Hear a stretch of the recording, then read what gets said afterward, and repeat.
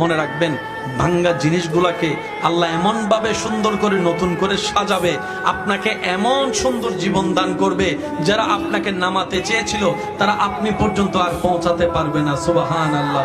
যারা আপনাকে টেনে ধরে নামাতে চেয়েছে তারা অনেক পিছনে পড়ে থাকবে, আপনি রবের রহমত নিয়ে অনেক দূরে এগিয়ে থাকবেন।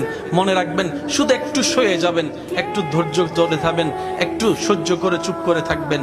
যত সইবেন তত পাইবেন, যত সইবেন তত পাইবেন। কোনো আফসোস নাই, কোনো আপত্তি নাই, কোনো হা হুতাশ নাই। রবকে শুধু এতটুকু বলবেন, যখনই মন খারাপ হবে সিজদায় মাথাটা ঝুঁকিয়ে, ইয়া রব, আমি যা পেয়েছি কোনো কিছু পাওয়ার যোগ্যতা আমার কাছেই নেই, সব তুমি দয়া করে দান করেছো, সব তুমি দয়া করে দান করেছো। একটা জিনিস পাওয়ার যোগ্যতা আমার নাই, এই চোখ পাওয়ার মতো যোগ্যতা আমার কাছে নেই, এই কান শোনার মতো কান আমার কাছে নেই। আল্লাহ, কোনো কিছুরই পাওয়ার যোগ্যতা নাই, তুমি দয়া করে দেখার জন্য দুইটা চোখ দিয়েছো, তোমার দরবারে শুকরিয়া। সুবহানাল্লাহ।